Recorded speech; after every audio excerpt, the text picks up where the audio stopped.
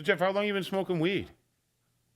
Oh, wow. Yeah, since I was like 20, maybe. Really? I started when I was 11. That's what happened. Yeah. I don't have a lot of brain cells left. Doesn't seem like your outcome has been too bad. No, I had more, but, they've declined over the years. My cerebral capacity is definitely diminished. Yeah. Very true. Yeah. Nobody did a Imagine we got a fucking doctor on the show. Imagine that. So you went to school for at least 8 years, and then you probably did postgraduate stuff. you got for a another doctorate. 2, you said, right? Is that what you said? Yeah, I got a doctorate. Oh, that's pretty cool. congratulations. They don't hand out, listen. Yeah, we got a doctorate. They don't hand out doctorates. Here you go. Here's a nice doctorate for free. Put them fucking cameras on. Sometimes they might. Yeah, depending. Am I on it? Where's that lighter? My man needs a lighter. A working one. I just want to make sure it's around, Trevor, I just gave you a lighter today already. I had 3 lighters when I was at the shop today. Now I have 1. Yeah, like that. There we go. Yeah. I'll leave it right here. That way anyone can get to it. It's a good case. Let's see if I do. Yeah, you might as well light that. I'm done with these cigarettes for tonight. Over it. He's over it. Rob, you got both your lights on over there? No. Watch your mic. Oh, you only put one on? Yeah, I'm half lit. All right. Hold on. Testing 1, 2.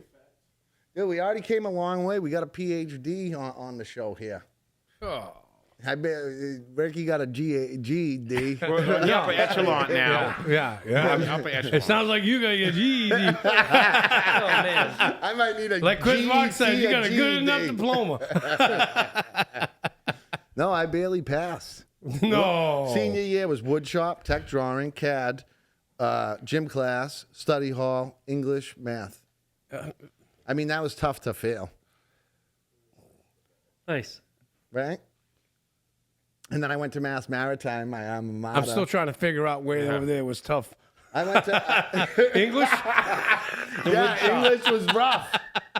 Yeah, it was tough. Oh, my God. Fucking Dude. tough. I went by Mass Maritime today and going like 52 in the boat. Yeah. Alamada. And then I went to Mass Maritime for 3 days.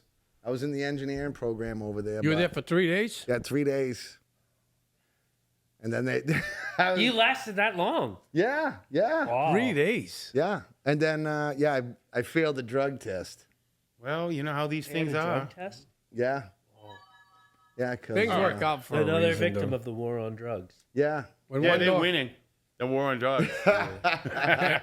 He's the only one that one door closed, another one never opened. They got me in the middle of the swim exercises, like if the ship goes down, safety training in the ocean, like if somebody's bleeding, you push them away because it attracts the sharks. No, it's like a. That's like pretty a. much. Hey, Here you hey, go. that have sounds like a good one. perfect class to get out of. Yeah, right. But yeah, it was all the training, like if the ship goes down. I like the title. Dr. Jeff. Dr. Jeff. Doctor of Weed. We got him Dude, your here. glasses would look so good with Jeff's outfit. You guys are embarrassing me a Hey, little bit. No way, Why? dude. No, I don't know, man. All this They were- doctor stuff. Yeah. No, That's it's special. it's actually He's like, I'm it's just a burnout too. actually an honorable title. And you just insulted him, say. called him a Yeah, burnout. little- All right. Oh my God! No He's hands. taking on, over Rick's position. Hey, there's no hands on this show right now. Right? No hands. I dropped a light. It's an ongoing joke. It was Get a the bad- microphone it was lit on fire with a a cigar. bad throw. Yeah. It's like a volcano. How's that mic doing over Hey, there? it's got a few holes in it. Does it Dude, really? It looks like a golf ball. I'm gonna have to deduct your wages. Oh yeah, dude. It's coming out of the I need, weekly yeah. pay. I need a new cover, dude. We first have to get paid first. Hey, it was right? in the middle of to the- deduct it. Hey, it was in the middle. I'm already negative. yeah. Yeah, we're I even 8 got my weeks first in. paycheck. It's Yeah. already negative. No, I'm in 8 weeks and I'm negative. What's your business plan on this show? I don't know. We got GEDs. We didn't think that far. Yeah, right.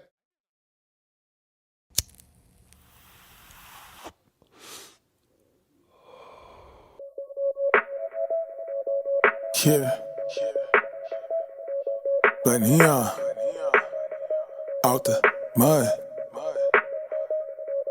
Before I get it out the mud, I stay on top of my fitness and hit the shower, clean it up, and then get back to the business. I don't care about who did it, I ain't worried who didn't. I head directly to the back, so I'll be there in a minute. I got expensive taste, the rollie got a different face, for surely I be in them places they won't let you pass the gate. Posted up, sipping $1,000 scotches with the rock in it.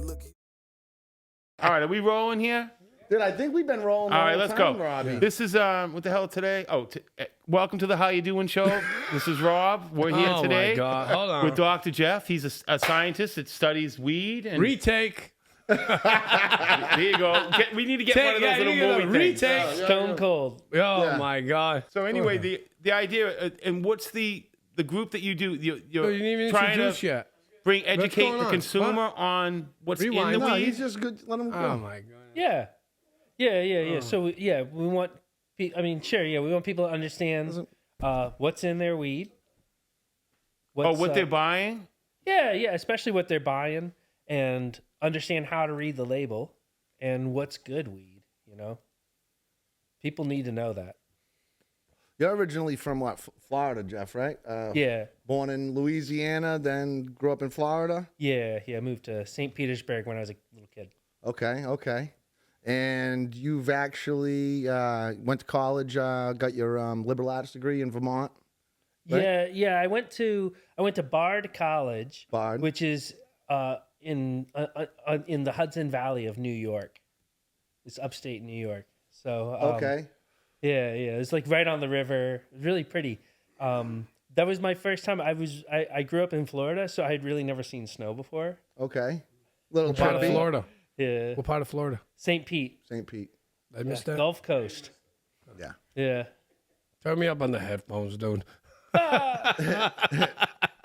Now you've always been a smart guy, or you did? Always been. I mean, I've always been me. Well so whatever educated? that is. Or But were like, you, I was always interested in. I was interested in books, and I was interested in knowledge from an early age. Definitely. science, and I was interested in science. What type of books were you interested in? Well, I liked all kinds of stories and fiction.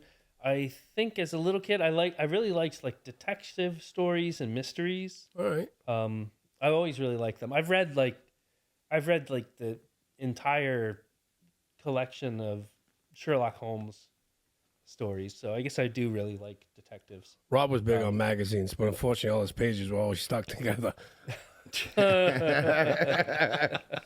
So you went to Bard, got your PhD at Yale. PhD at Duke. Yeah, and a PhD at master's degree in Vermont. Yeah. Okay, master's in Vermont. Yeah. PhD at Duke. Yeah. And then you ended up in Mass because I was a researcher at Harvard. Yeah. At Harvard. Postdoc. Yeah. that's where you got your postdoc. Yeah. So I was a postdoc in chemistry at Harvard in the lab of George Whitesides, who's like a pretty well-known chemist, which still means he's like not famous to other people. But Right. So what attracted you to the chemist side of it? yeah, that's a good question, right? Like I was interested in lots of different science and subjects, but when I was in college, there was this semester where I was taking anatomy, and I was also taking organic chemistry. Oh, thanks, dude. Yep. And the anatomy class is like all this memorizing lists of stuff, and it was so boring to me.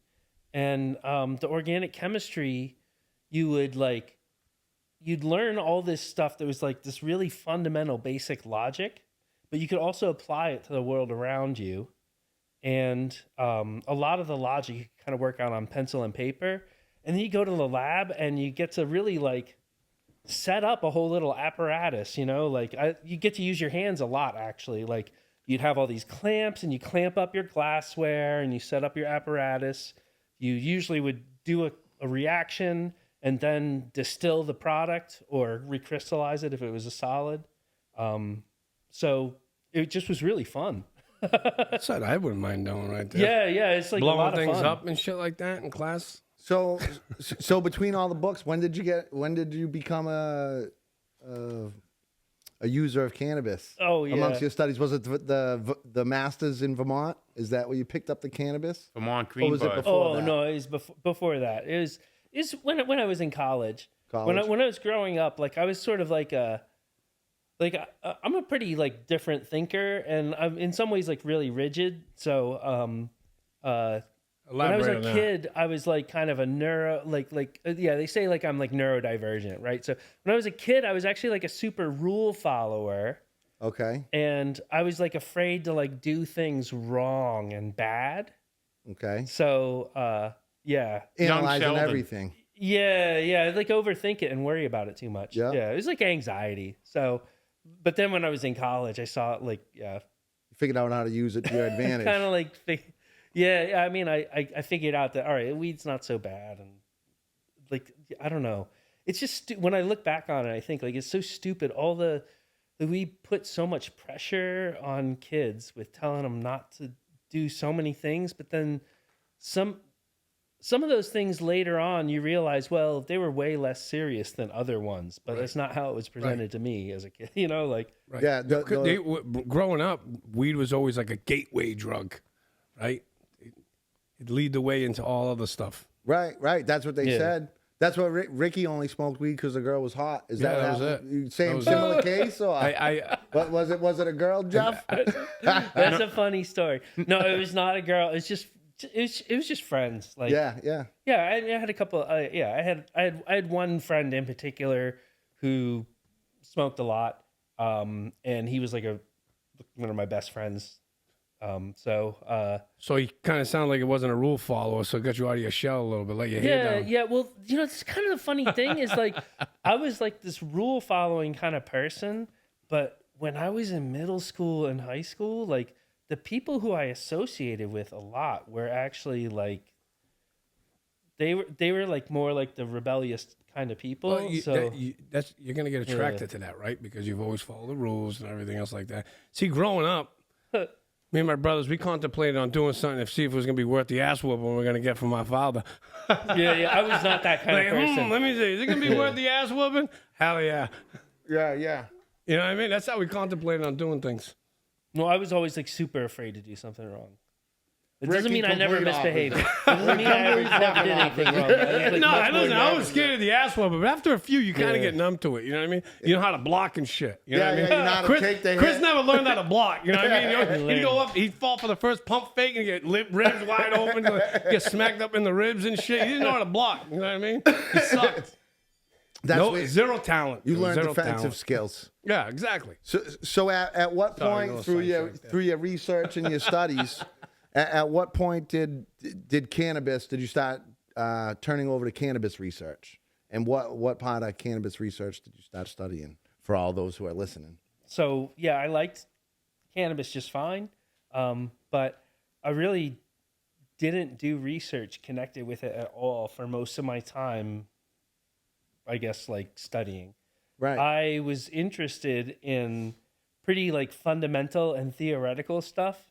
So I did like what I would call like sort of quantum mechanics, like kind of engineering and demonstration. I would build these kind of elaborate molecules, and then I'd make some interesting wave function out of the electrons there, and measure it different ways and like show what was possible and how you could stretch the limits. So. Yeah, we have no idea what that Yeah. is. So it dealt with some pretty heavy didn't know what the concepts. Sounds like you're talking about stretching waffy tacky or whatever. What's it called? Wacky tacky? Wacky tacky? What do they call that candy? It's a little like that, right? whatever. It's about stretching like that. it so much that it's like how much can you stretch it before it snaps or something Yeah, there you changes? go. See that? Okay. I'm going to put the visual Or it has on to this. break up. See, I caught on. So What happens when you have a GED? You catch on to this type of smart stuff. yeah, exactly. You know what I mean? I'll pop my collar on that one, though. The reason why I ask is because we're here on the How You Doing Show, episode 7. Jeff Rawson, cansci.org, nonprofit for testing cannabis. So what made you go into this cannabis testing? Yeah. Why do we have the man, the myth, the legend in the cannabis industry? Right.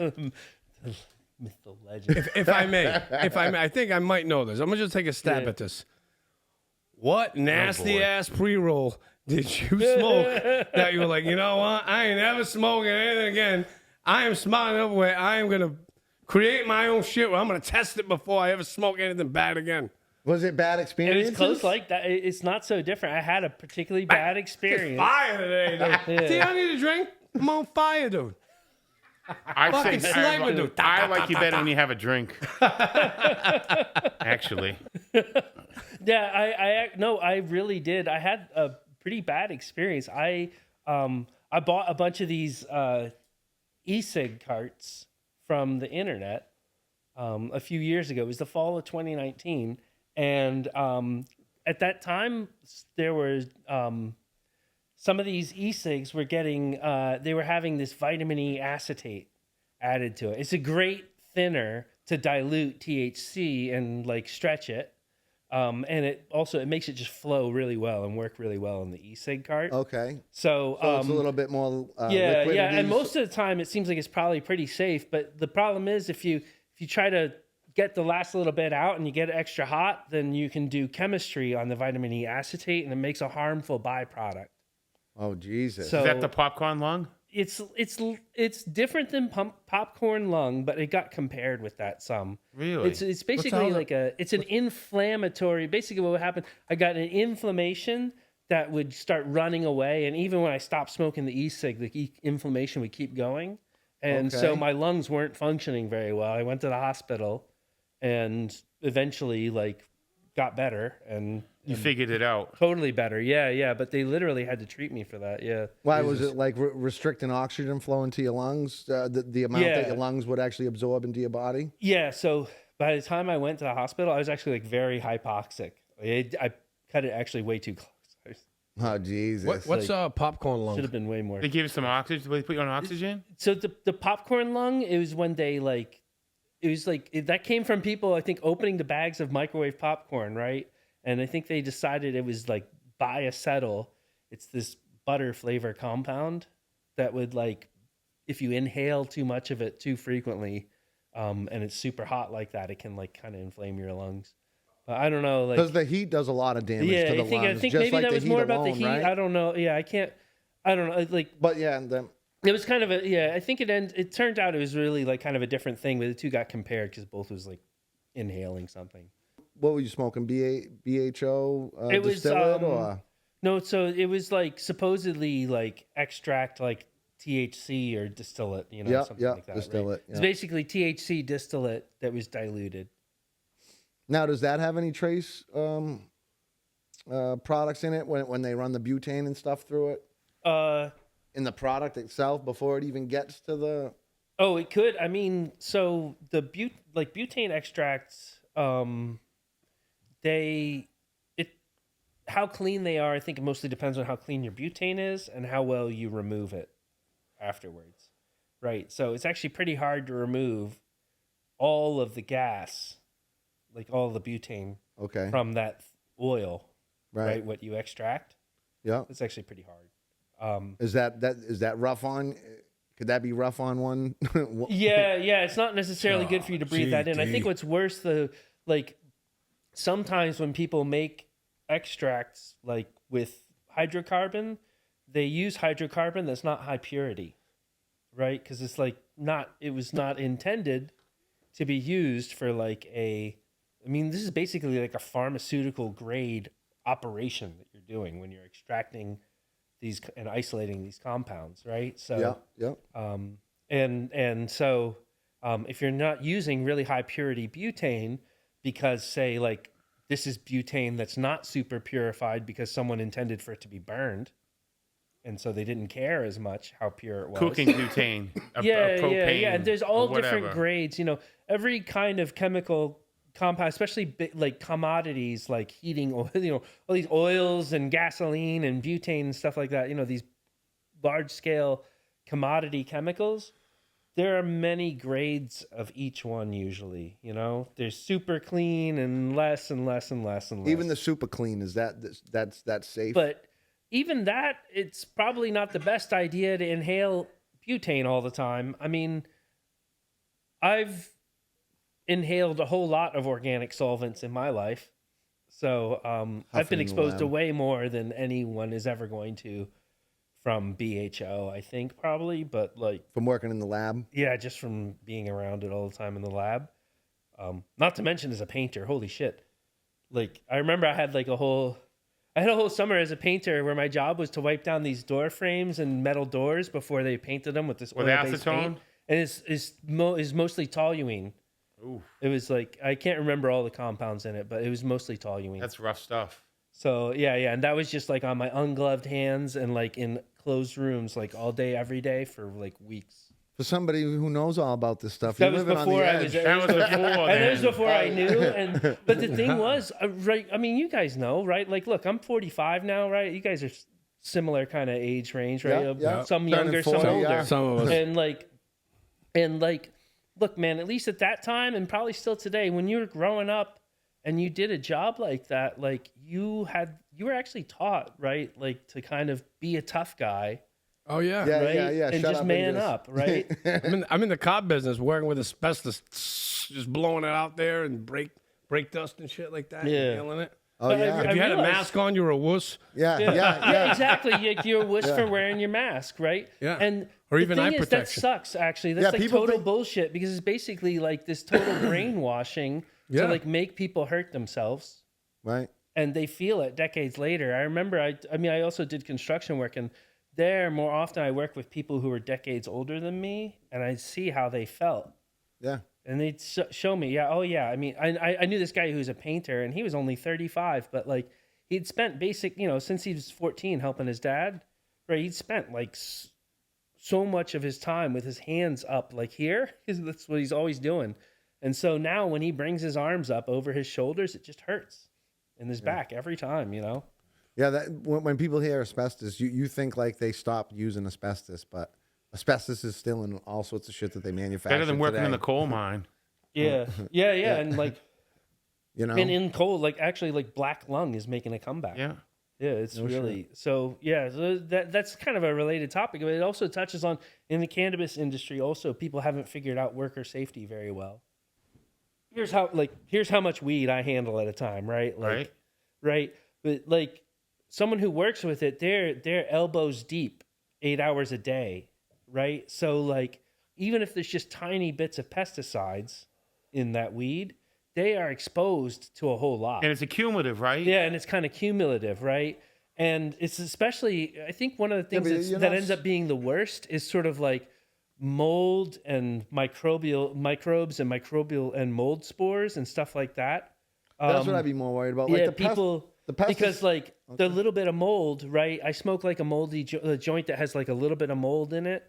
I might, maybe it tastes a little funny. I might not even really notice. Maybe I get a little bit of headache, but I can't tell. But not a lot, like their exposure Yeah. But rate. someone who's around it all day, they get really sick. They become sensitized to it because and maybe they're grinding it up to make pre-rolled joints or something, right? So they're suspending the dust, right? Even if it's not moldy, when you're suspending all that dust, you're exposed to it really differently. And actually, like, the cannabinoids themselves and some of the terpenes, they're actually defense compounds. And so when you're exposed to them often enough on your skin, they become sensitizing, and some people develop terrible rashes over time.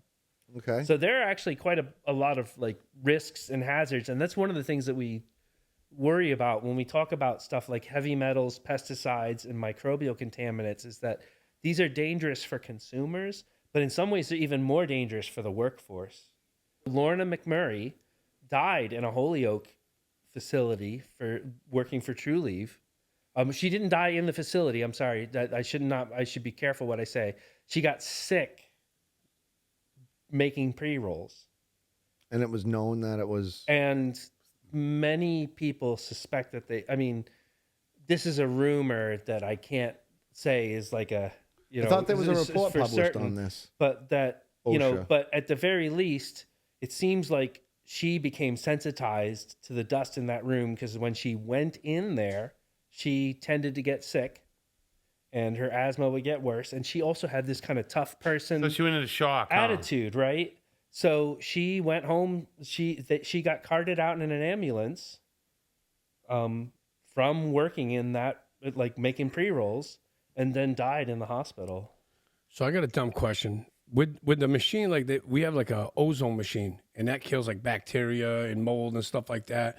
Would a machine like that help? And the other thing, would ozone do any damage to the crops and stuff like that they would put in You got that an room? ozone machine? For what? Yeah. What are they doing with the cars? Let me ask my question first, okay? No, yeah. Ozone machine kills like bacteria, it kills mold.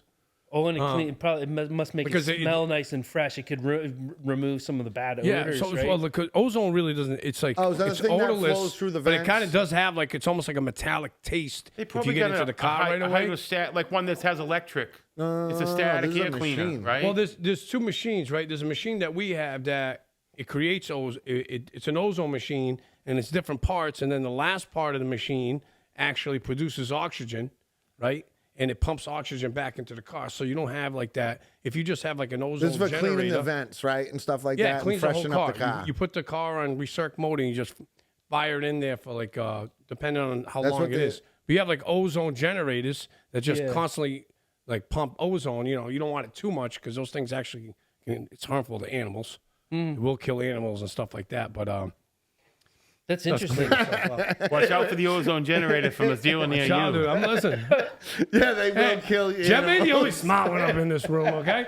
Do you have any warning stickers, danger ozone generator in use at your dealership? No, it's not dangerous. I just want to I check. thought you said it kills animals. Well, I mean, It can kill animals. It's not mean, you good don't for want- What are animals. we? Yeah, You don't want to be in We're the not car doing while it with you're a doing freaking. Aren't we mammals? What? We're not doing it with a Rottweiler sitting in the freaking car. yeah. Right? Yeah. I mean, you do need to be careful with that, probably. But But if you need a remediation, that's like what they call a remediation machine, right? yeah. That's it. Yeah. It's Rick's just interesting that magic you bring that ozone up machine. because they do. People actually use reactive like ozone, and ozone is reactive. So, it does. Yeah, it's an oxidizer. It's not like a highly stable compound. Right. So, Handle with care, ozone machine. Thanks, Jeff. Thanks and for it cleaning chews that up like what it does is it chews up organic compounds, especially like smelly ones that are in the Yeah. air. So, Cigar smoke and yeah, stuff like that. stuff like You know that. what I mean? Yeah. And so they use that also to treat cannabis, and it does seem like it takes away some of the smell. So, Jeff, I feel like some kinda people in damaging the show some right of the now, flavor, you know? We have to have a one-on-one right now. yeah. Could I have this ozone machine's manual, please? You need that thing in your boat, dude. That thing's got mad mildew. Well, in that I mean, thing, you can see if I go to the website of Willow Industries, which markets one of these ozone machines for cannabis. Well, yeah. It will say right on the website that for a couple of days after you treat your cannabis, you'll notice that the smell is diminished. Okay. Right, but they kind of like don't really. Their explanation doesn't quite make sense to me, and So they're remediating it for mold. yeah. But the thing Bacteria. is, when Bacteria. you do that treatment, so say you succeed at sterilizing your cannabis and you kill the microbes in it, but you don't necessarily remove all the bad stuff. What, from the mold? Well, yeah, because so the reason I care about the microbes is because the microbes, they basically shit in my weed, right? They're living and having all their life processes in my weed. And when some of these microbes shit, what they make is these compounds called aflatoxins and ochratoxins. And those compounds, they shit out those compounds to poison their neighbors and to make the environment toxic for other things that include me. So when I treat this stuff with ozone, I'm not necessarily removing all the bad compounds, even if I kill the bugs. Also, the skeletons of the microbes themselves, in many cases, are pretty harmful to people. So the elements are still basically there. Yeah, so it's not necessarily making it like clean, pristine weed. And the fact is that a lot of these microbes, they're sort of like a sign of spoilage, right? So in the same way that you could take a moldy blueberry and you could sterilize it, you could treat it with ozone or irradiation, right? And you could kill every organism that's like every microbe, right? But it's not like a good blueberry now. You kill all the beneficial organisms because they're all at work, right? Just the beneficial stuff that the plant has to offer, it's killing too. Yeah, but I think that's what I was asking. It's quite possible that in many cases you're damaging the compost. I've seen some studies that seem to suggest that usually the chemical change is fairly small, like on the bulk scale, but I feel like you need to. I feel like there's more to unpack there. I would like to see more research, and I actually want to do some research on that myself. I was about to ask that. It sounds like we need You got Jeff a lot on to the... do, Jeff. Sounds like we need Jeff on the job for that. Have you started testing remediated weed yet, or So of why it's bad for you? What I've started doing is basically like proposing and coming up with a study. So now I've got to work out more of the details in the plan and get some people on board. So it's these sorts of things, the way I do everything still through the Institute. I mean, we have basically almost no money. So it's really like every small business owner. We got no money. Like this is like, it's like a startup, it's its own sort of weird startup. And I have to bootstrap a lot, like I'm really lucky because I'm in the weed business, and in the weed business, you actually meet a lot of really nice people who are really generous. Okay. But that's a lot of what I have to do. Like I've been lucky enough to have some testing labs do cannabis testing for me for free. And they help me do all kinds of science for free, right? Or give me reduced rates. How long does this take from startup to kind of get it to where it's like live, right? Oh man, where you're testing it. I mean, yeah, What? I have already done some shelf testing. I mean, we started shelf testing in 2022, so I've done some on an ongoing basis. But to get like the Institute, say self-funded is, I mean, I don't know what the answer is. To be honest, I know of other people who have tried to start nonprofits for like cannabis quality and consumer protection, and they did not succeed. Okay. A lot of so them. there's not. They couldn't get nobody to. They couldn't get anybody to sign up. This is not a guarantee. It's not like a guarantee. It's not obvious where the money is really supposed to come from. But I think I've kind of figured out a few things. Well, the bad players aren't going to donate money to a quality control it turns out organization. It turns out that if I'm visible enough, reporting things that people need to hear, there and helping to level the playing field, that actually is in the interest of some individuals. First of all, just some people who care, but also some companies that maybe benefit from a more level playing field, right? So a testing lab that doesn't cheat might not be so opposed to me, right? Still, they might be a little careful because they don't want to make all of they don't know how all their customers are going to react if they announce that they're supporting me, right? So some people are careful. But you would think you would get some grants from the state or something like that, yeah, right? But I think there are some some state grants that are possible for us, and eventually federal grants. But I think I have to build up to that a little bit. Usually, getting grants is hard until you have a little bit more track record. In the very short term, what I feel like is I have these kind of small scale underwriting sponsorships that I'm offering to companies, and that seems to be a successful mechanism because they can directly support like reporting and research, and they don't control the outcome at all. But if some companies, right, like an insurance company, they actually have it. They care the most that the truth comes out, right? And in fact, and it turns out like anybody who is just trying to get the regulators to understand the science and to understand weed better, then they just want them to understand more, then it's a good idea for them to support me, because regulators and lawmakers like to listen to me. I founded a nonprofit, and I used to be at Harvard. So it's kind of a dumb trick. Right. But like, they like to, they like to listen to me. What'd you call it? The People's Republic of Cambridge over there? Oh, man. Definitely the People's Republic. I love it. I love it. But I want to go back to this remediation process. Yeah. So consumers might want to listen up here. Yeah. Is it your opinion or is it actual scientific data that even if you remediate weed with mold spores and contaminants, is it still, what's the effect on the human? Is it still a negative effect? What are some of the side effects of consuming this over time? Because I've been a lifelong pot smoker myself of 25 years. Yeah. So what happens if I continually smoked remediated product? Is it harmful? Well, there's not a lot of direct evidence that's going to allow people to say exactly what's going to happen to each person, right?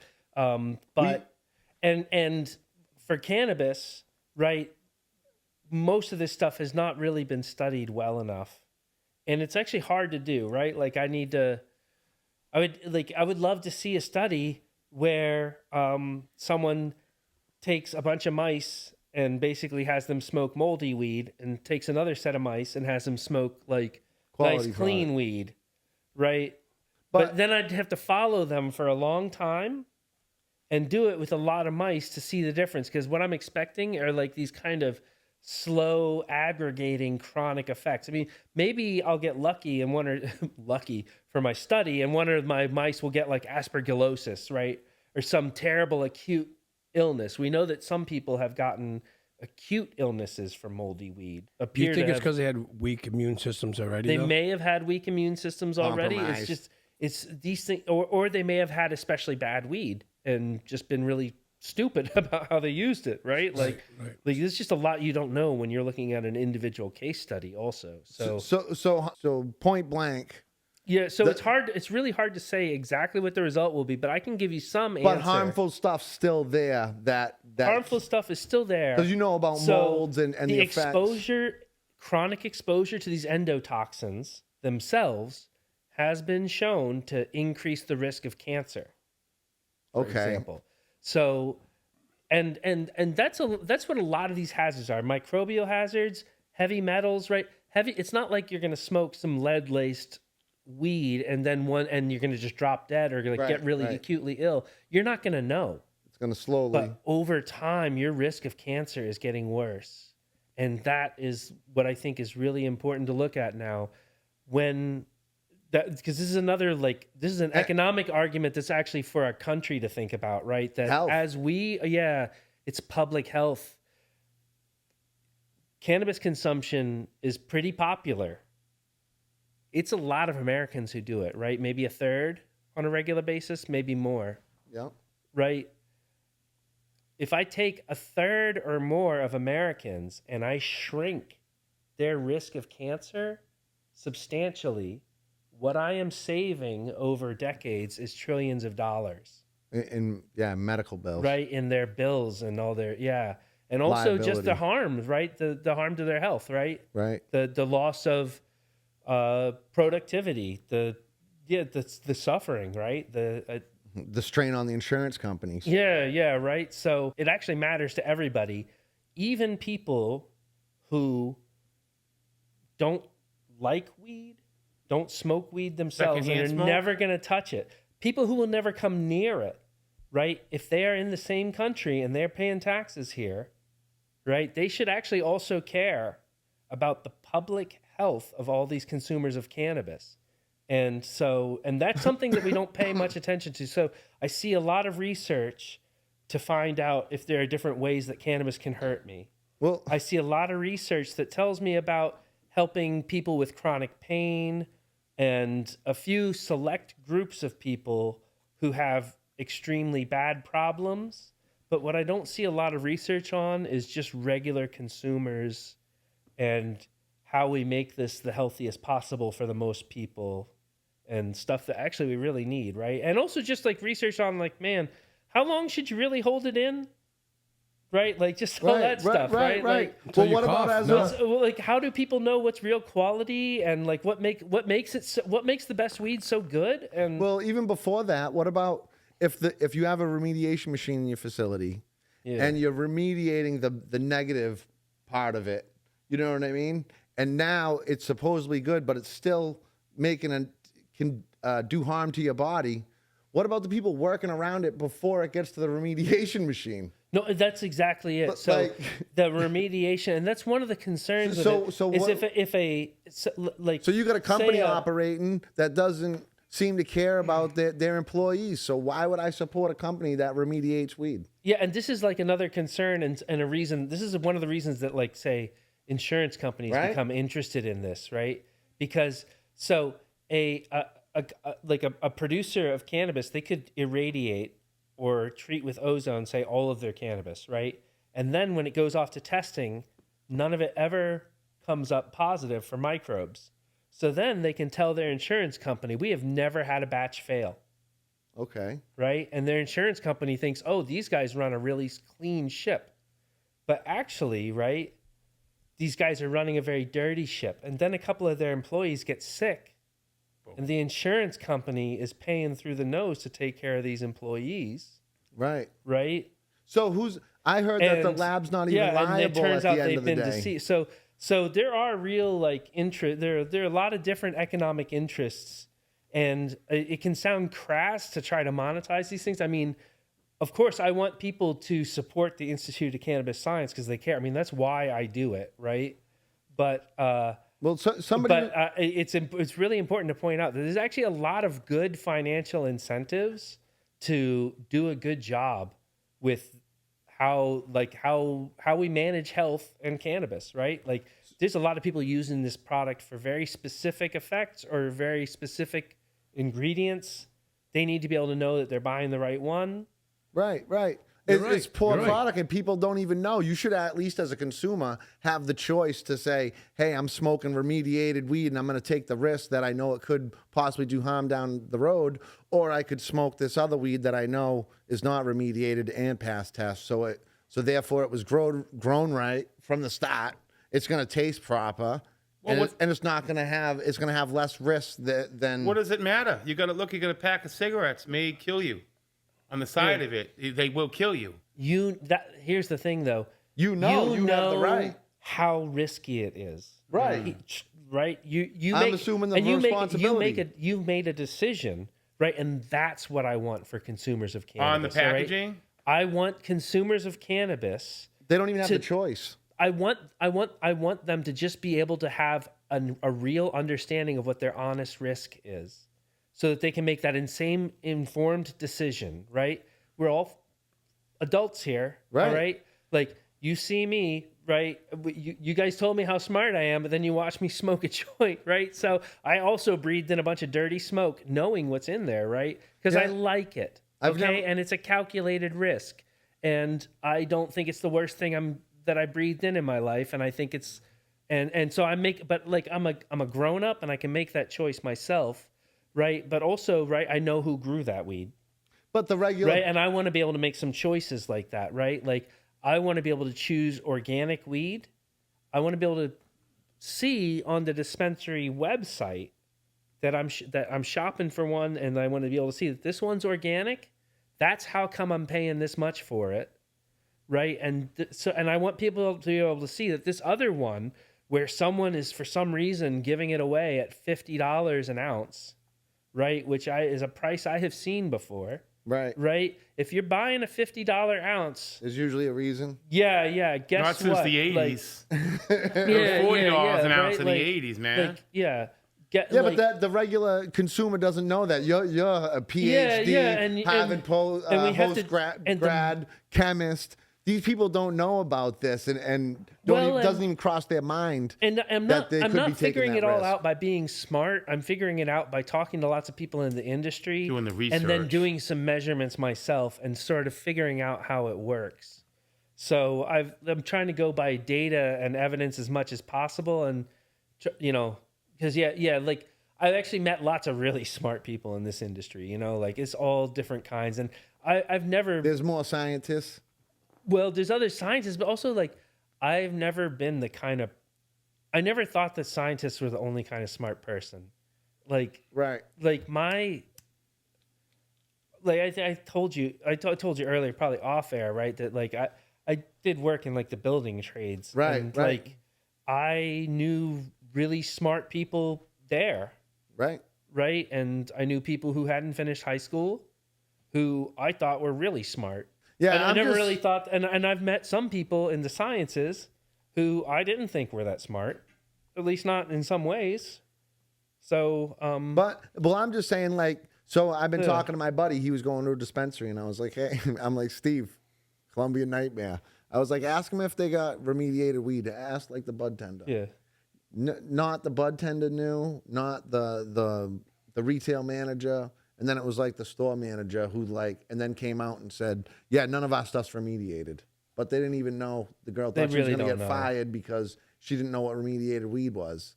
So like, these are the people that you go, like people go and buy, when you buy things, you'd like to believe that you're talking to somebody who knows about the product that you're buying. So what you'd like is you would like on all this product listing, you'd like to have how it's grown, what the ingredients are, and the levels. And if it's been remediated, I would think.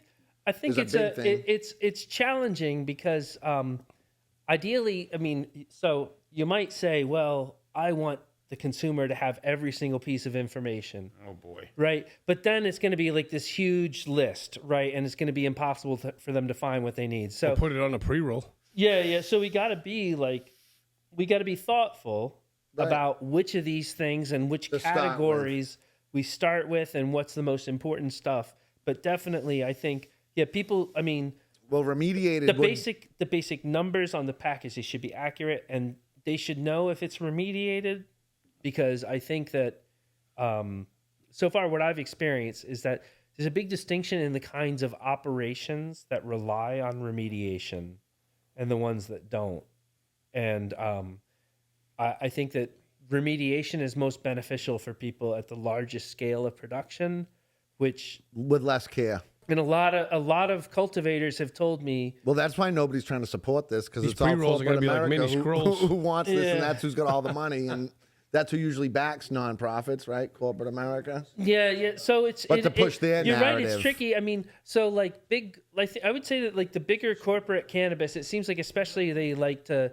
I mean, they especially really finance like the cannabis journalists and the few publications that there are, right? So they buy a lot. I mean, who can buy ads in, say, High Times? Well, I mean, nobody, right? That's why it's closing, right? But like, like it's bankrupt, closing? Right? I think High Times has declared bankruptcy. The internet has smoked everybody. Yeah, but like the journalism in cannabis is, who can buy ads in like a cannabis publication, right? It's going to be bigger companies. And so are those journalists going to have a strong motivation? They're probably going to be biased. Investigate those companies? They could be biased, right? Oh, well, what about Talking Joint's memo? He's pretty investigative. No, and that's different, right? Yeah, right. But Chris has to, I mean, that guy has to bootstrap really hard, right? Oh, yeah. It's a different he's kind on of the thing. ground. Oh, I mean, that guy's not running big ads from True Leaf, is he? Like, No. Like he takes pride in that, though. It's hard work, right? And he definitely will. And he wasn't happy with the Globe, so I don't think he likes big companies.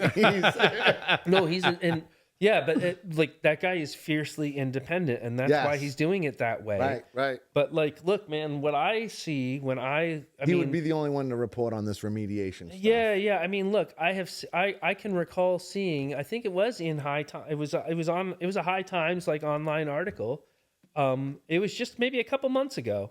It was sort of an interview and story about California. In California, they changed their regulations and they standardized the analysis method for THC.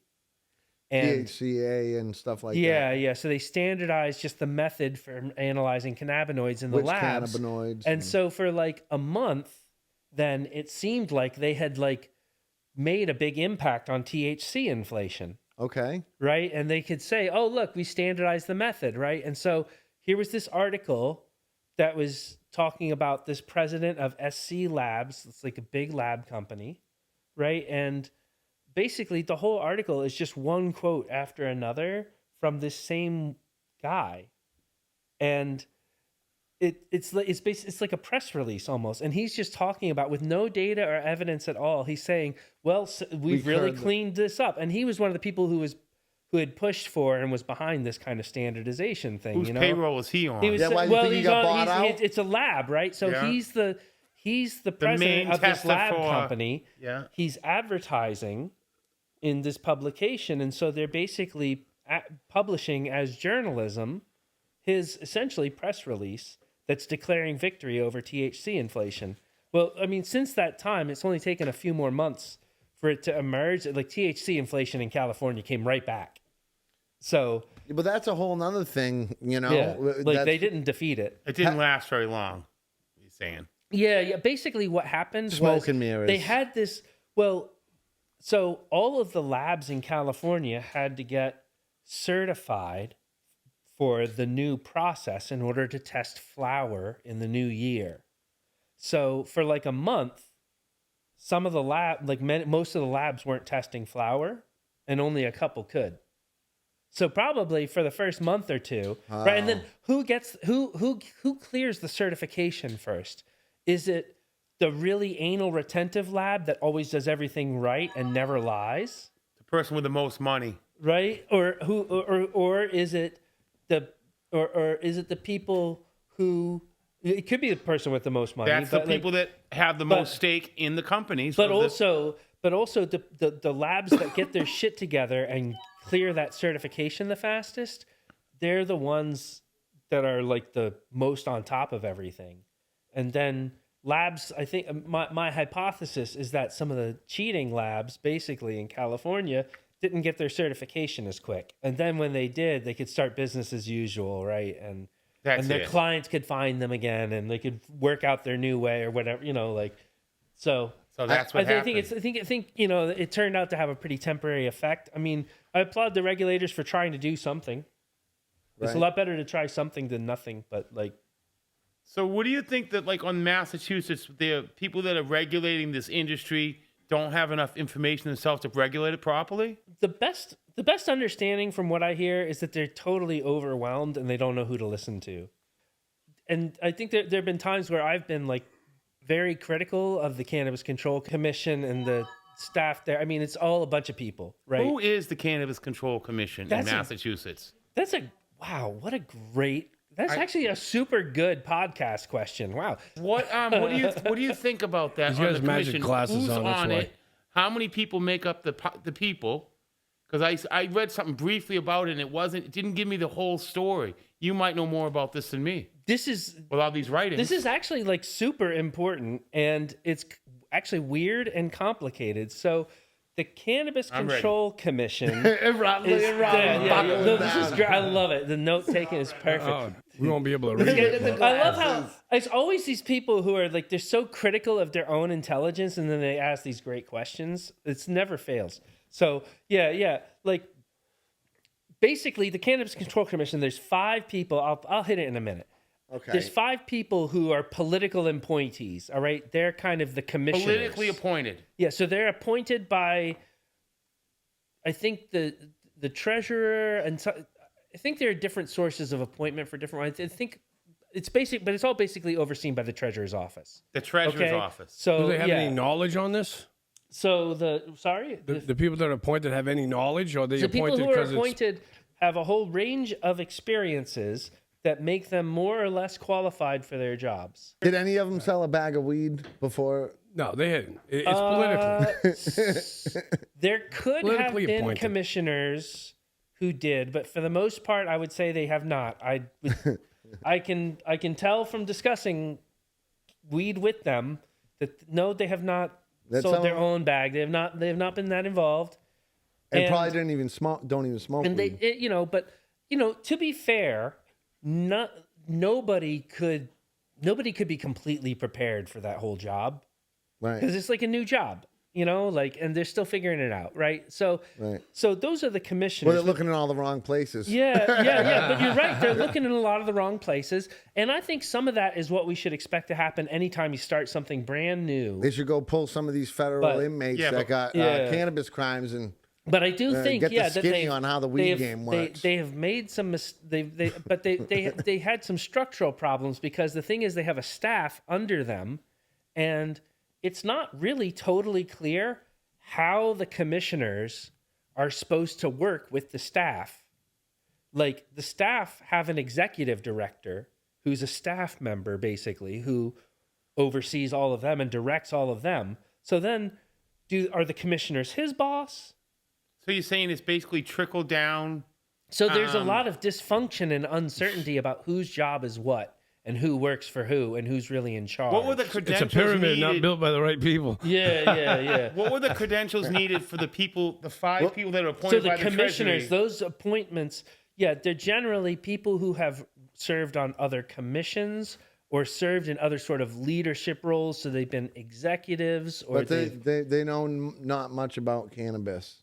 But these people understand how to run a state regulatory commission, right? And none of us knows anything about how to do that. Well, where did they get their sources for but I don't think there's they kind of do either. But there is still definitely a shortage. I mean, I agree. Like, these guys, they need Where did they need get their more and better knowledge? consulting. But the problem is there isn't that much of a source, because then what happens? Like, Where did they get their consulting so from? then like People in jail. yeah, well, who can they who? talk? But if they want to really understand, say they want to learn more about how to regulate testing labs better, right? So then who do they talk to? They talk to the president of one testing lab.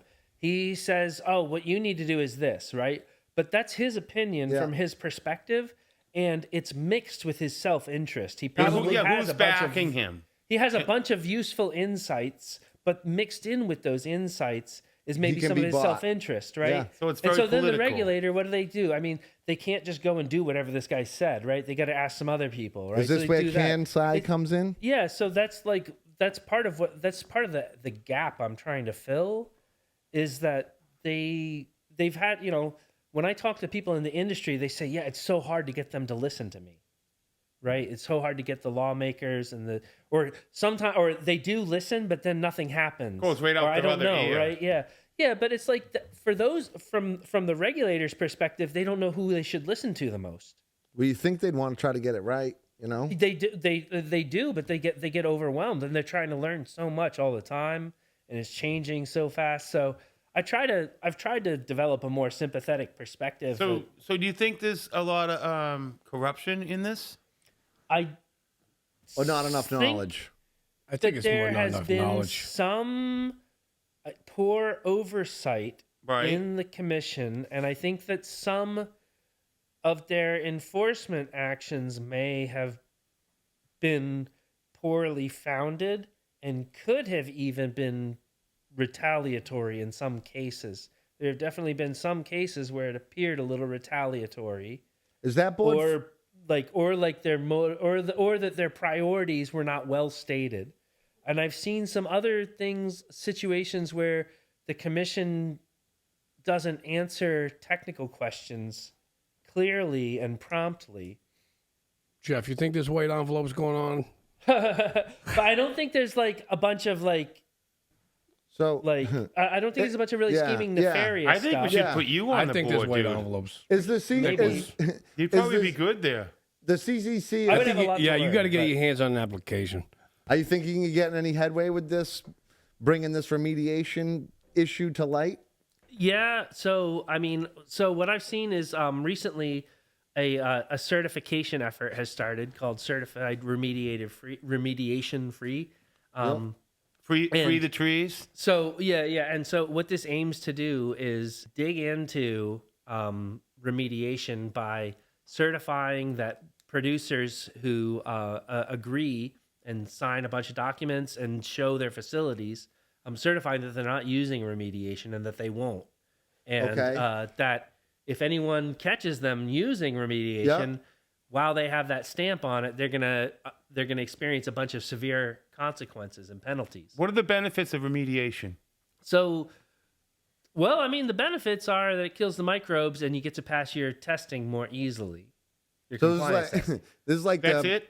But there's still toxic. But maybe it's still, But Has I there think, been a study on I that think it'd yet? be no, right? So we just But don't- there's still toxins there, right? there's definitely still toxins there that can be detected and have been detected. I'm gonna have This me is a like- little People have toxin studied right now. and people have studied commercial cannabis. They've seen it's very recently published, at least a report where they report and say that they studied commercial cannabis and found these microbial toxins, these aflatoxins and ochratoxins, etc. It seems like it's like professional sports staying Yeah, but if ahead of you the never- you- steroids testing. you can never get- it is similar. They're These just one kinds step of- ahead, so remediation's ahead now. Now it fixes. This is actually ill-grown product that's rotten that can pass. So you can testing. never get rid of all of it, though, right? So there's always going to have to be, even when they start to regulate it, they're going to have, you can have X amount, and it'd be okay. That is kind of like peanut butter when you we all know there's a little bit of mice shit in there. You know what I mean?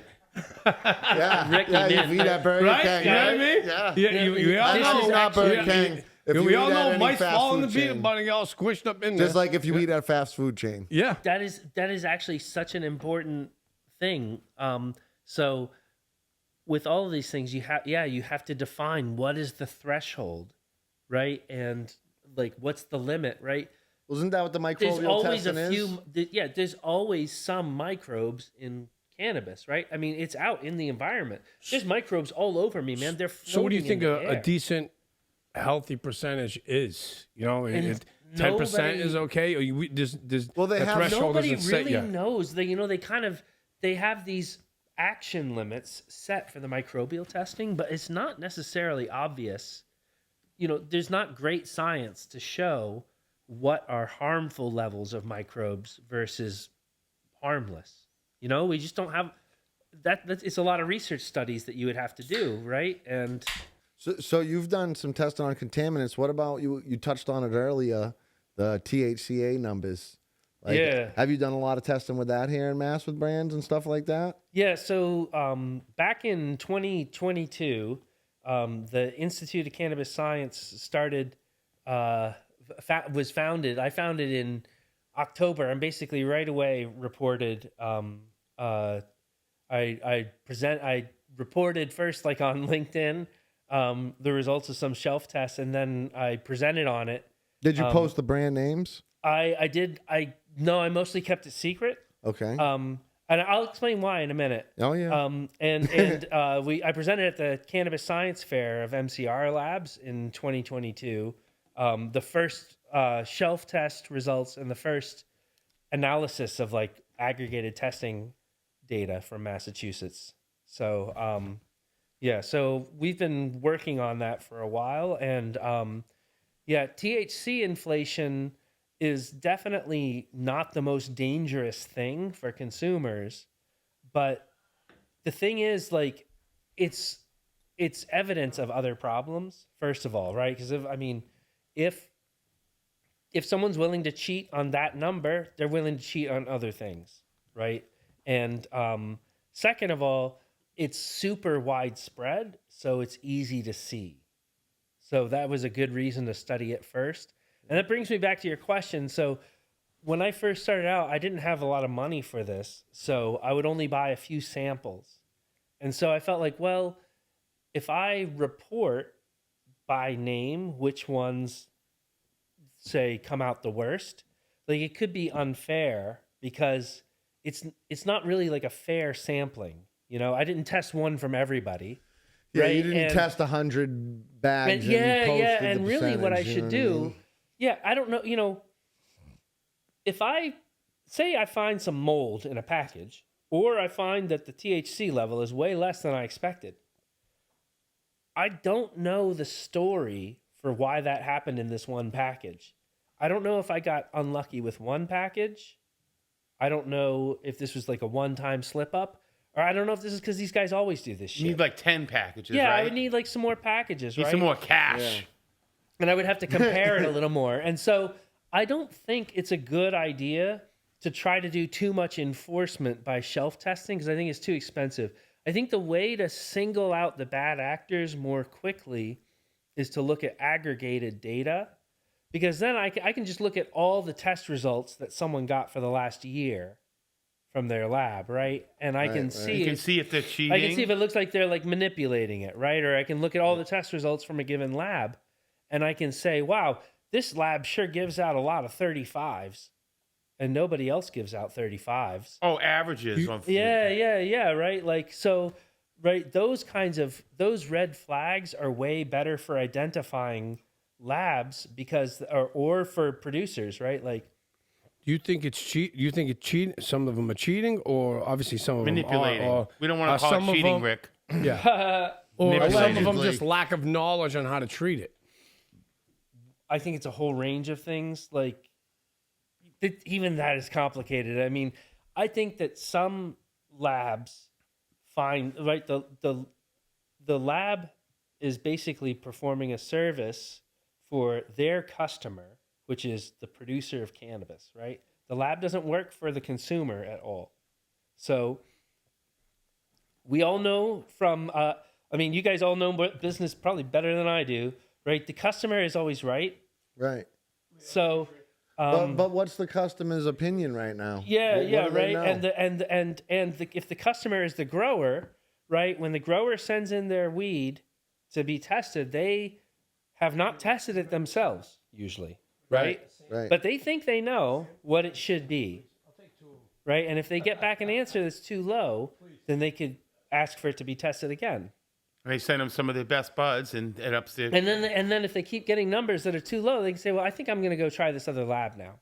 Right. Oh, and it's Right, all and about so- kind of strong arming a little bit. No, And so well, whatever then lab's what going to can- give you a higher number, everybody's going to come bring you their business. And so then the labs who are doing honest testing are going to go out of business because nobody's going to go to them. And so then this can be one reason that a testing lab could see its business decline. Although there are other factors, because say we've been adding testing labs in this state. Well, to have to be a testing, don't you just need to be not affiliated with that company and a different name, and somebody can set up a testing company to test weed anybody, basically? Oh, well, pretty much. Anybody can, but you need to get the license. You got to get the money and equipment and everything. I mean, there are a lot of steps to getting it together. There's a lot of hoops. Yeah. I mean, you're gonna need a lot of money, or like some big investors, and then there's a lot of administrative hurdles. Right. Yeah. Well, the only reason I asked that, so I asked who's looking out for the consumer. Yeah.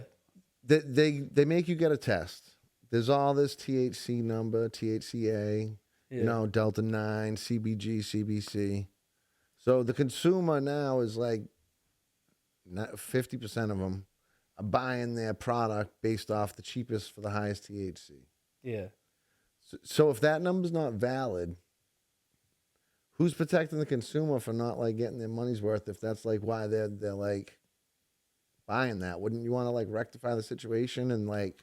I want people to know that the number, that THC number doesn't mean nothing. It's just a number.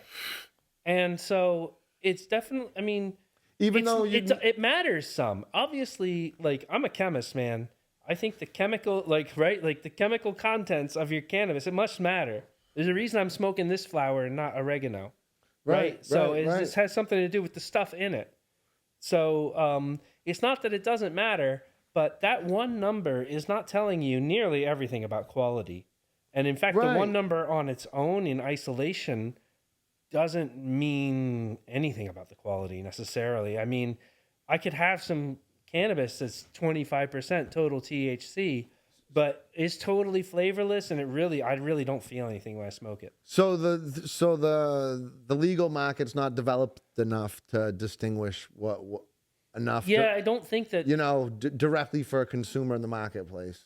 I mean, partly because There's not how enough would you information. ever? I mean, with fake numbers. This is actually like kind of a fun. Remediated weed. Yeah, it's a fundamental question. Almost even, like Fantasy Island. Yeah, we had this. Like you can be whatever you want to be. How do you define quality cannabis, right? Yeah.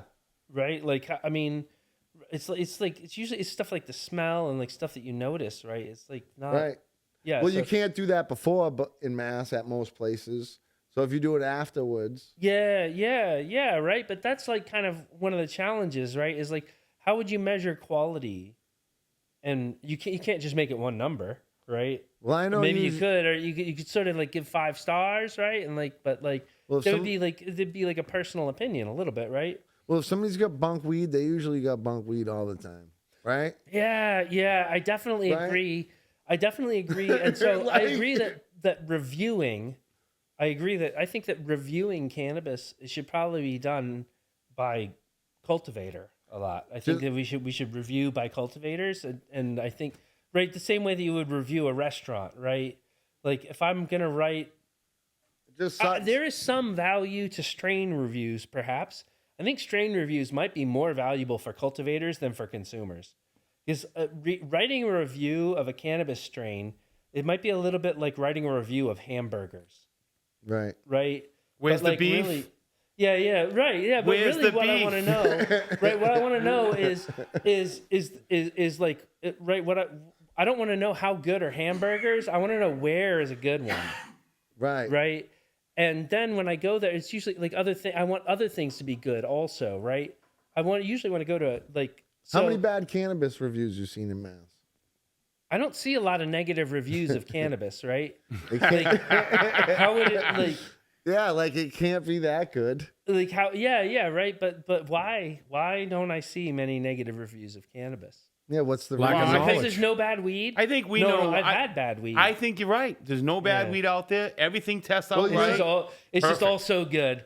Yeah, right. Like, yeah, right. It's where do reviews of cannabis come from? The people that sell it. Yeah, right. They yeah, review their People who own sell- stuff. Like when they people put who on these sell weed weed. shows, the main guy that's running the thing, they put on a competition, and a lot of the time, their people win the biggest prizes for some reason. Yeah, it can't. Imagine that. It can be really political, and it can be really some of and it them, can- but- it can Some be- of and these things places can Some be of them are bought. legit. Some of these people that grow are really on point, but Yeah. there's a lot of corporate America, There's people that definitely- just invest their money in this millions of dollars, and that's why a lot of these places fail. And as any That's why business, they need remediation. You think? So have you been testing weed to like know if it's been remediated? So Since you've been we don't testing have too, a or- we don't have a direct test for that, but that's actually something I'm working on. So Okay. I'm working on methods that can directly test and demonstrate whether it's been remediated. And I believe that that's going to be, I think it's going to be easily possible. I've seen kind of chemical methods that are right. yeah. You're on I've basically gone through kind of literature research to find out what kinds of related chemical detection people have been able to come up with. Well, that's Or the like- first thing before you Yeah. approach them. You got to actually figure out the solution to the problem before you approach them. Be like, hey, there needs to be a remediation seal, and this is a proven test. Here's all the data. This is we can show this. You know. so you can't basically. There's no test to tell if it's been done or not. Not today. I mean, I think I have one in my head, but we That's gotta the do- million-dollar question we gotta right do a there. little more. We got to do a little more work to develop it and prove it works. Okay, What about? So what's the difference? How come if some people, so like going back to the consumer, maybe you can shed some light on this, maybe you can't. But if I smoke one strain with 20% THC, and then I smoke a complete different strain, different genetics, 20% THC, and one gets me more higher, Yeah. like one I feel the effects more. What's that all about? Oh man, I wish I could tell you precisely what happened. So it could be that Is there any theories? there could be some other cannabinoid compounds. So our sensitivity for delta 9 THC is kind of medium. Like it's actually, there are some cannabinoid compounds that we're more sensitive to. And so they can influence our experience at lower concentrations. Okay. So one thing could be that there could be some small amount of some cannabinoid compound that may not even be measured right now, right? It may not be part of the regular screening, but it's a compound that's affecting your experience and it's present in one of these strains and not the other. So that's one possibility. But it also doesn't, that mystery ingredient doesn't necessarily have to be a cannabinoid compound. So there's literally It definitely- that limited of research on Yeah, this. yeah. Like I think To not even know what really think- gets you high. Yeah, I got a question. In a I lot got a of question. cases, What because the hell is a cannabinoid? That's great. It's a good question. What the hell There is a you go. cannabinoid? Bringing all Sounds the, like I am. We're that's talking gonna make about the spelling bee. make the Like, clip reel. Jeff Yeah. has said more spelling bee words that like he's got the record. Like, record. yeah, he's got more. Like, am I the only one? These words are like huge. I have no idea. Like, I'm like, swear to God, I'm waiting for Yeah. somebody to ask what the Banana origin of the word. It's that is sub and shit. character on Star Wars, actually. Holy shit! What the hell's a cannabinoid? Looking The at you, cannabinoid compounds are the characteristic compounds that are made in cannabis and they're not produced in significant levels by any other plant. I still don't know what the hell a cannabinoid So it's this class of molecules. All right. Yeah, and Rick, it's a plant from Little Ricky, Shop do of that Horrors. look again while he was talking, because you looked like you knew what the fuck he was talking about. I love it. Do that did. look again? No. You were like, So on this Floyd. thing that you're doing with this nonprofit organization, how are you going to make some money? What's the idea here? Yeah, What's the plan? So I don't think it's about money, Rob. the idea Well, is it's called non-profit. these are terrific points. I want to thank you both for bringing this up. Yeah. So you're you're right that this is not a get rich quick scheme. But and even a nonprofit, you got to pay the I don't really expect to get paid by the nonprofit myself. This is not really part of the plan. Yeah, it's more of... So I'm trying to make enough money to support myself through consulting, which is good. I mean, it's okay, sort of. So if I was, let's say I had a weed place, what kind of consulting what do you focus on when you consult somebody? I do scientific consulting and I've done a little bit of legal expert work, and I actually really like that. I mean, I'm very good at evaluating certificates of analysis. I know a lot about the testing when you look process, at the statistics, you see the anomalies. Is that what you're yeah, saying? Yeah, and I'm actually pretty good at I've learned to sometimes the certificates, they actually have different little tricks or stuff, or they do stuff they don't define some things, or I've seen all kinds of weird stuff. Are you hoping to change some regulation here? Is that the end game with this Canasai and I think that's safer product for consumers? I do want to help. I want to help lawmakers and regulators understand how cannabis works, and I want them to at least understand better how the regulation is working now, right? If they could even just know how well they're doing a little bit better, that would already be useful for them. So, I do think that I want to see some laws and regulations change, but my focus is to change the incentives by reporting information directly. I feel like a lot of the problem is just that it's harder than it should be to find out some of this shit. Yeah, but how are you gonna get your information more out to the consumer on for a bigger viewing basis? I have an idea. The How You Doing podcast. That's all right. There you go. That's Joe. This is gonna make his numbers go down. I'm really sorry. He might lose credibility after this credibility. fucking show. He's waning. No, but I mean, look at it. It must be a pretty reputable show. I mean, look at the sign. Yeah. What I'm saying is, how do you bring more visibility to the consumer ultimately? So we publish information on a website, right? I want to reach I want to reach more people directly through videos, right? And engaging content such as your show. Okay. And those are some of the ways that we want to directly reach consumers. But we also want to I definitely spend some of my effort trying to talk to lawmakers and regulators, explain to them how stuff is working. In a lot of cases, I've been really lucky, and I find that people in those positions, they're actually pretty eager to talk to someone who has a clue. Yeah, who understands. I understand a fair amount, and I'm not trying to sell them a particular line. I'm not trying to make my own get rich. I think it's a little bit more. I think it's a little bit more than a fair amount. I mean, I am trying to get sponsorship for the Institute. The reason I want sponsors is so I can hire someone else. You're pretty much do some of the legwork. Because what I need help with is the administration. I mean, I have about enough time and energy to pay some attention to the industry and to do some science and to come on some shows like this and talk about science. You need more science time, basically, right? I need people who can help me with I need to hire someone who can help me with administration and just filling all the paperwork and doing all that stuff, and just helping with and writing the stories and doing more of the science. You need right? a staff. Yeah, I need more people so that it's You need not just me. start with like 10. Yeah, that's what, because if this stuff all depends on one good-hearted person or a few good-hearted people to just care enough, then that's not really a system.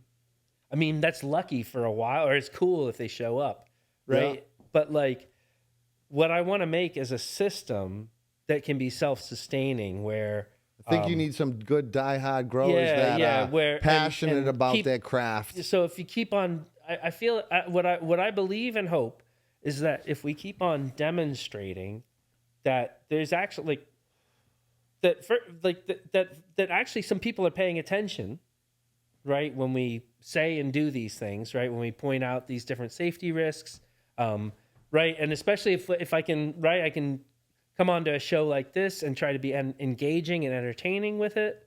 Right. So then, no, you're bringing a lot to the table. Then some of these companies that maybe want to see a level playing field, they can look at the Institute of Cannabis Science and they can say, well, this is getting out the message in a really good way.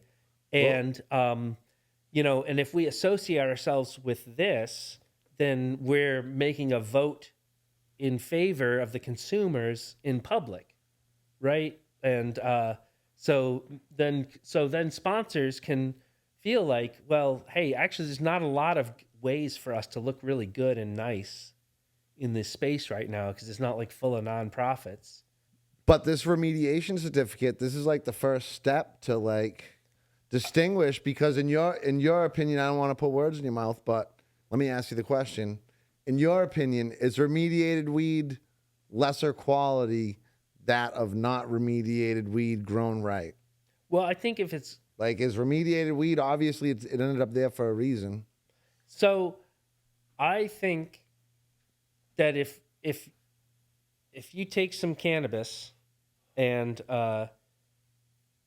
you don't remediate it with any of these treatments like radiation and ozone, and it passes microbial testing, that's probably going to be better quality than something that needs to be treated with that in order to pass that, right?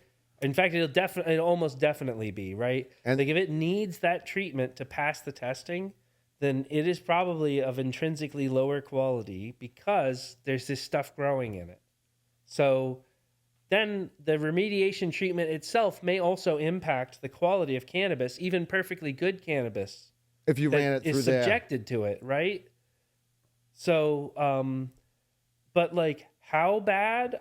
Nobody's measured, I don't think that you should ban it. I think people should have a choice. Right. I think some people are going to, some people are going to choose to buy a commodity product and they're not going to worry about it, Well, there's nothing in the marketplace right now to distinguish any of that. Yeah, but I think that they have a right to know. They do, and there needs to be something like with liquor. When you walk into a liquor store, so to say, where all the cheap liquor is. It's all in the plastic bottles on the bottom. Those are the best ones. You start working your way up to the glass, you're getting better quality. Those 99 pineapple shots are the best. I'm looking for the blue label in glass. Then it's like, all right, Scotch, what age is it? Is it behind the counter? Everybody knows where all the good booze is at the liquor store because it's all distinguished. Same thing with the beer coolers. You got all the craft brews in this cooler. They don't have fucking Budweiser, not Budweiser, but Corona, a nationwide brand, national brand next to craft. Like all the national brands are in their own cooler, and then all the crafts are next to each other. Like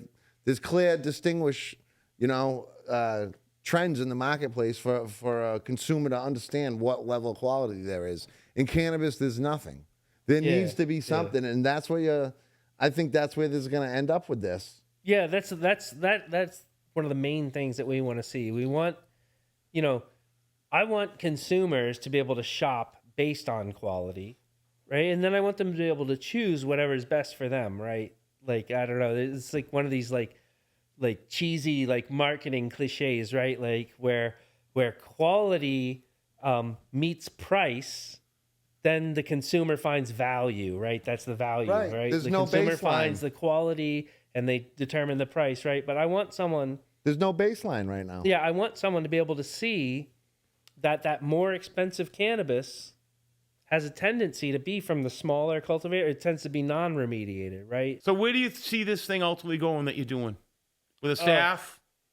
Yeah, well, yeah. What I want to make is a. So he wanted one guy to work for him, right? We start with one. Yeah, we try. That would be a lot better than the none I have now, right? So Right. So you do it all. Yeah, I do a lot. I mean, I have a lot of friends. I get a lot of help and a lot of support. So I'm really lucky. I'm not alone, but definitely, the Institute of Cannabis Science is like, it's mostly a one-person thing right now. How long have you been running this website? And I've been, but the website itself, so a bunch of that was put together by Jamie Toth, who helped with that and has also worked on some of the content with me. And my goal is to be able to pay people more to contribute like that. If we can make this a self-sustaining organization that doesn't just require one person who cares, then it's going to be a lot better. It'd be a lot easier if it could share the workload. Yeah.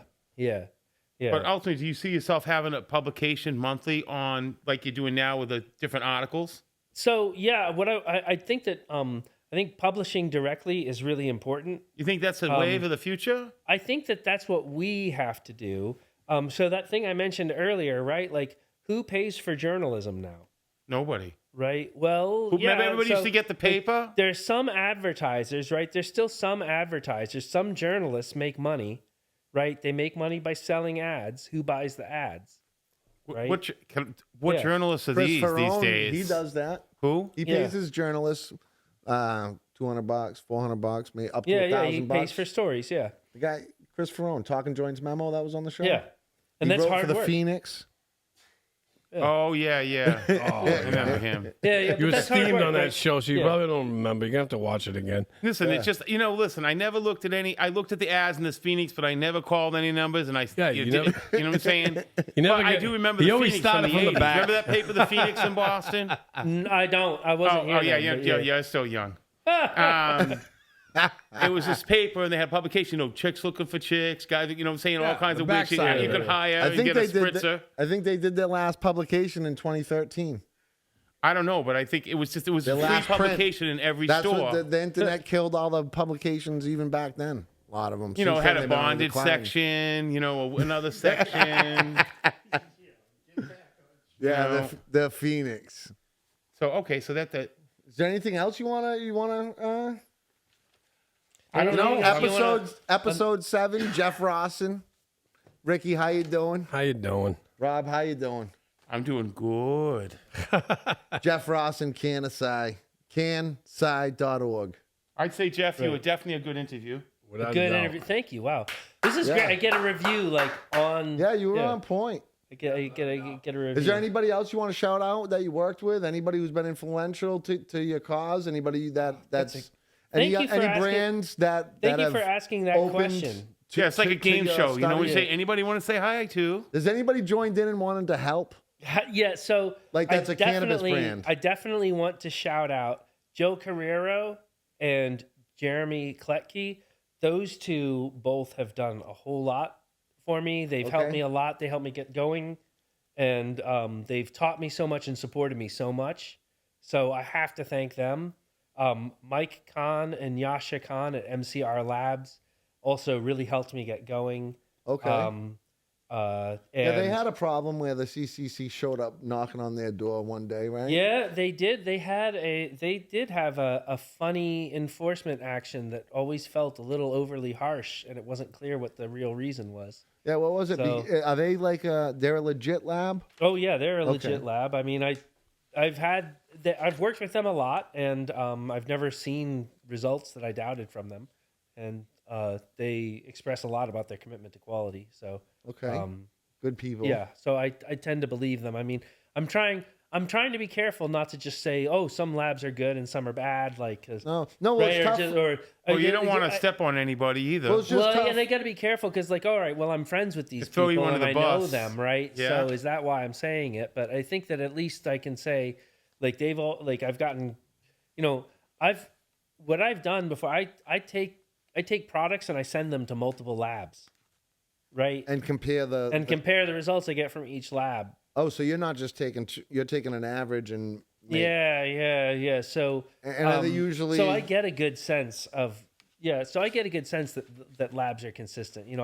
And the thing is, if a lab collaborates with me, they're probably on the up and up. honest, right? Because if you Well, it's if you just had tough. something to hide, you'd be more careful about working with a scientist. Let me see. Jeff, anything else? Do you think I think we touched on a lot. Is there anything Oh we my missed? God, we may have touched on all I can touch on for Yeah. 1 week. I'm like, I Yeah. feel like I said almost everything I can think of to say. I think this is good. I think Wiped out the Harvard guy. Knowledge. No, I think For now, I mean, I'll talk again, but I think consumers need to know, and what better to hear it from somebody that's actually testing the product and actually knows about molds and bacteria and reactions, who's a chemist. Like, I don't know that stuff. So we got the guy. We know a guy. We got him here. That's it. right on. The How You Doing show. Thanks for coming on. Hey, thanks so much for having me. It's been really fun. Yep. Rock and roll. Peace out. Awesome. Oh, perfect. You guys, That was good. You was a man. Thank you, Jeff. thank you. Yeah, come on up. Wake up in the morning, got a bag on my schedule. Niggas talking, bitches talking, they is not on my level. Check the time, wrist, rolly, rose gold on the bezel. Grab my keys and get my cell and hit the door with a shovel. It's time to get it out the mud, out the mud, out the mud, out the mud, out the mud, out the mud, out the mud. It's time to get it.